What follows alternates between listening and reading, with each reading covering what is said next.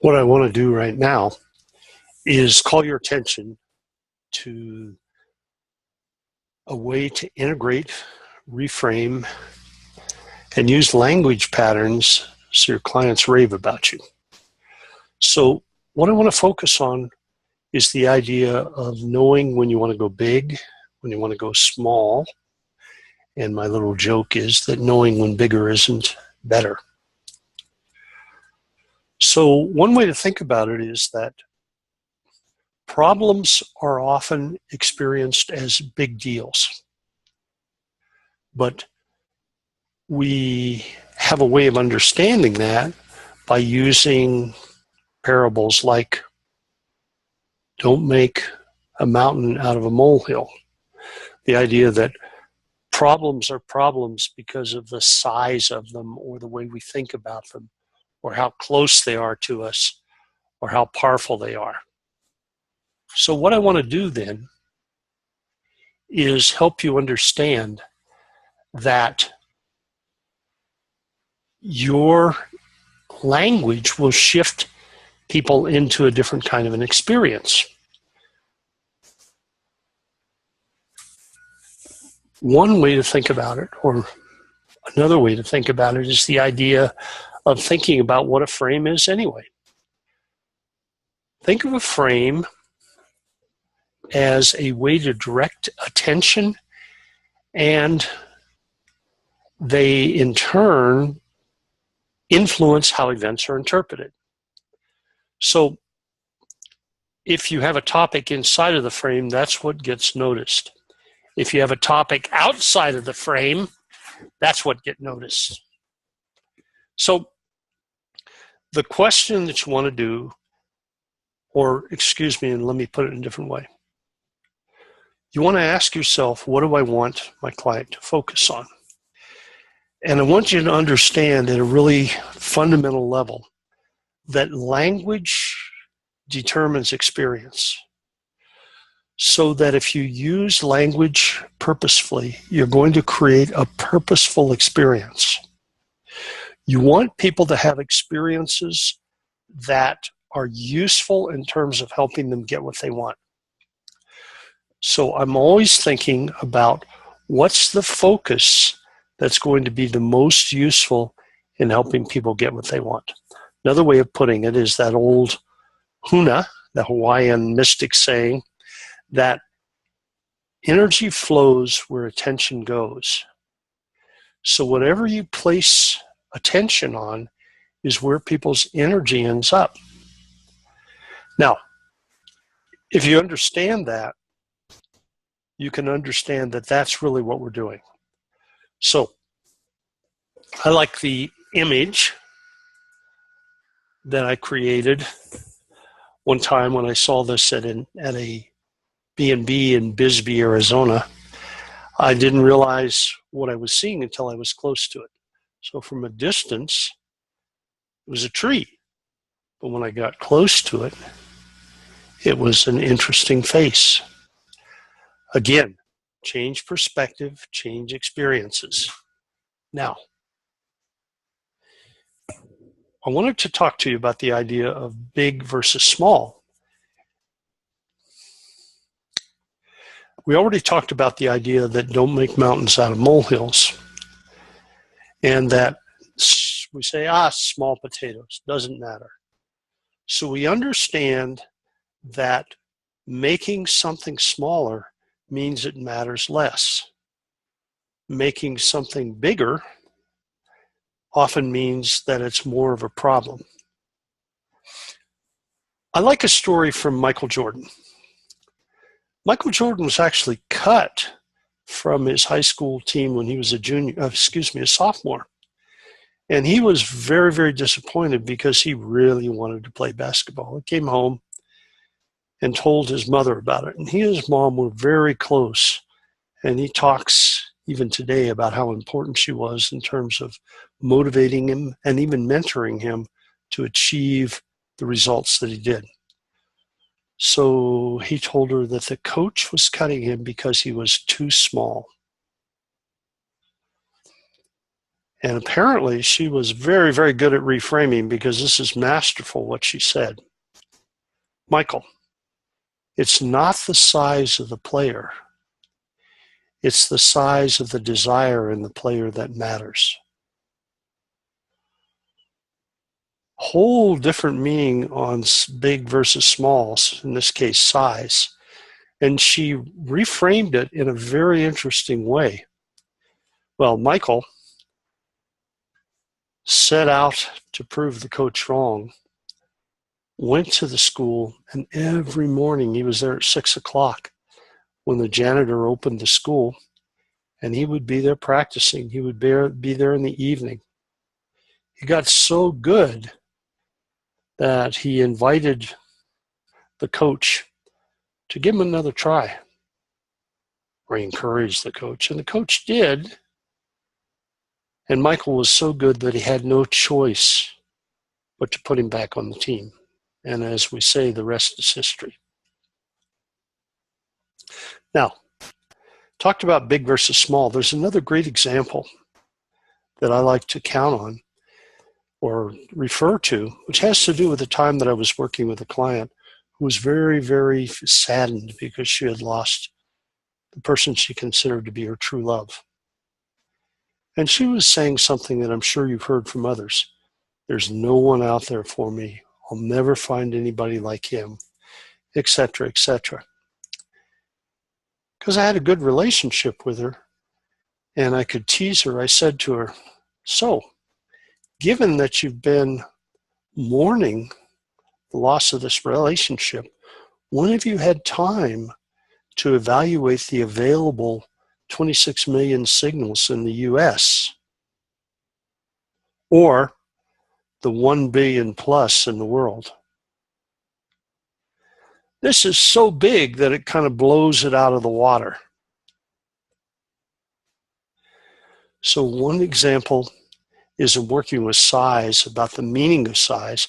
The second one is actually to make something so big that it actually destroys the idea.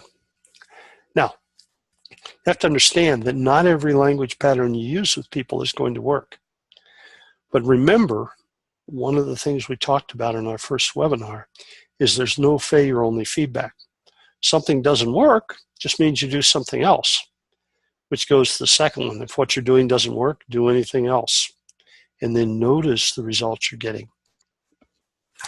So the next area is the idea of what we already talked about, an outcome frame and a problem frame.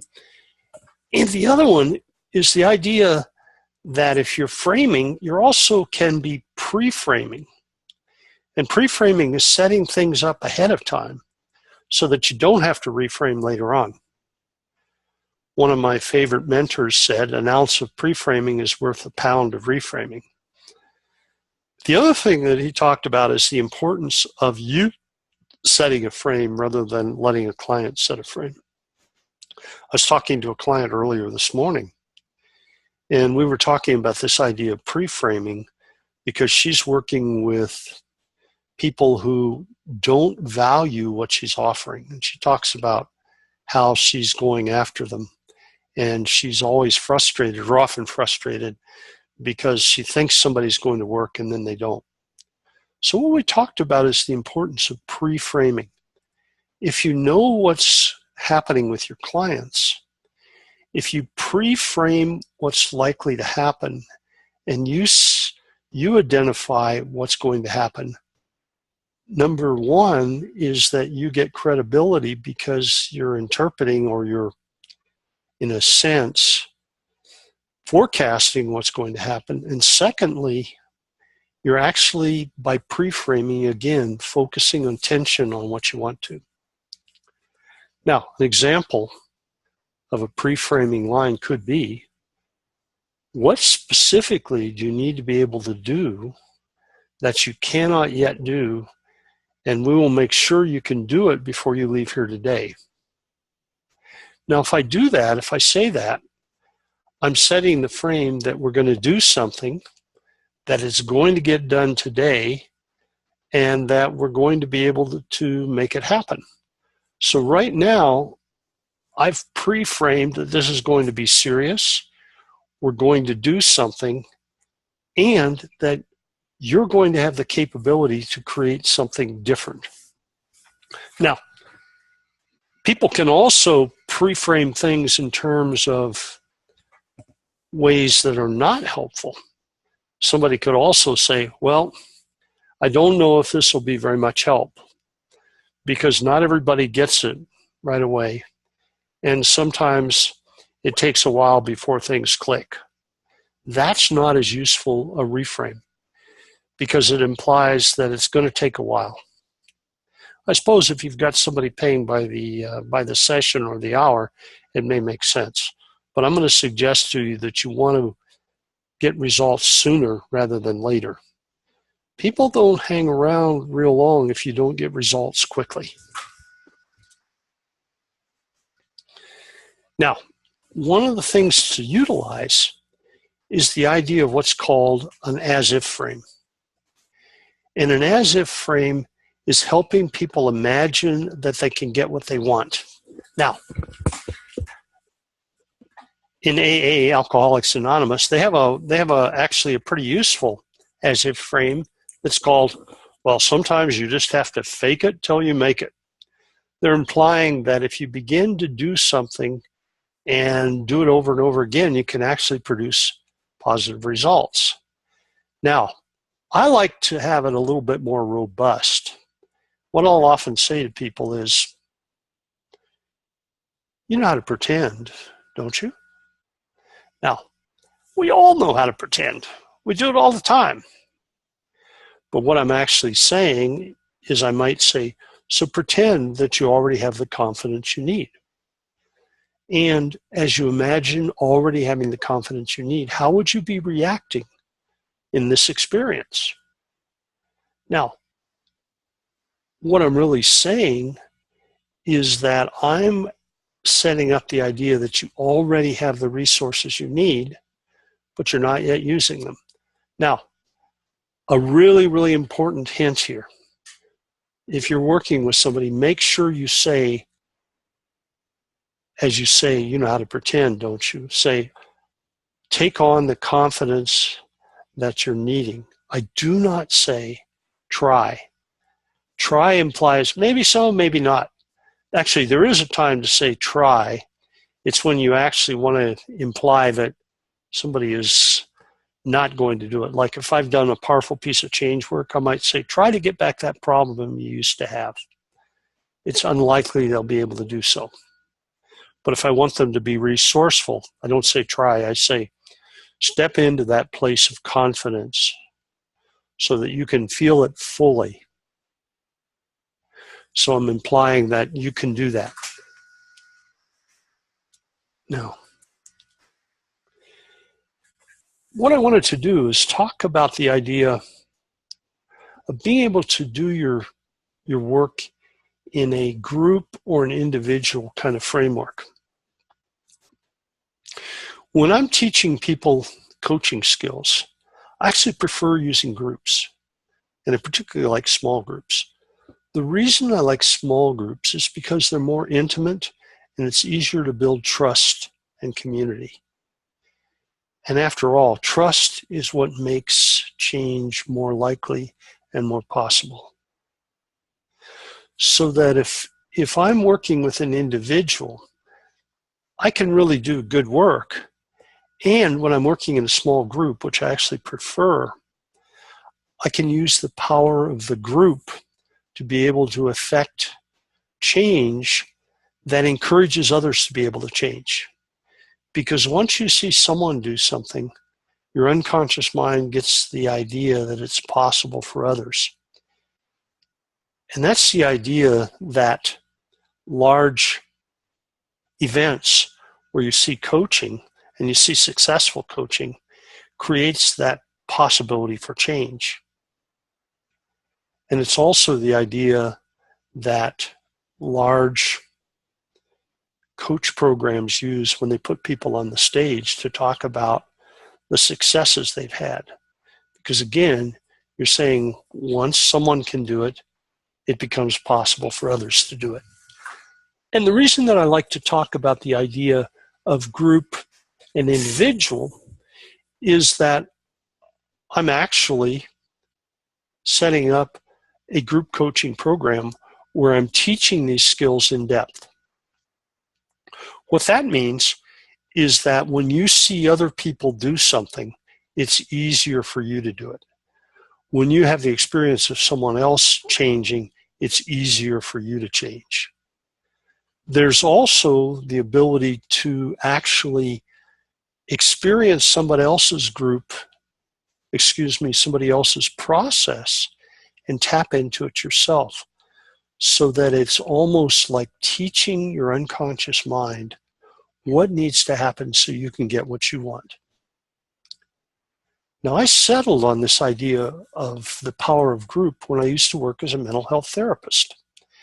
And I used to do groups. In fact, I was so good at it that I became a trainer for the mental health organization that I worked for, Southern Arizona Mental Health. And I taught other therapists how to create change in a group setting. Now, mental health programs like using group because it's more cost effective, and the power of group is really, really useful. So what I'd like to do then is talk about a group program that I want to do. I'm going to be doing my first group coaching, and I'm going to set it up so that there are 2 group sessions a month. They'll meet online in this platform, the Zoom platform. And I like this platform because you can ask questions, you can interact, and I can open up my desktop like we're doing right now. And you can actually see and experience and hear others changing. Now, in order to make sure that you get everything that you want to get out of this program, I've created 2 half-hour sessions within that 6-month period, which means you'll be able to have your own time with me to clarify what you're actually wanting.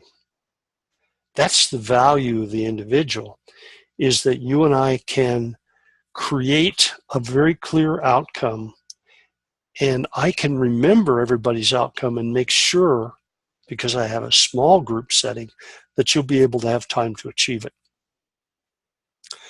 The other thing that I'm doing is making sure that in addition to those 2 half-hour sessions, everybody gets an initial intake with me so that you can really answer any questions that you have about group.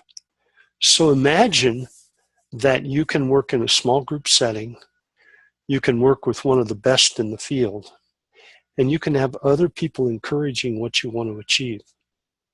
The other reason that I chose a group setting is because I can offer it at a much less investment because I have a larger group.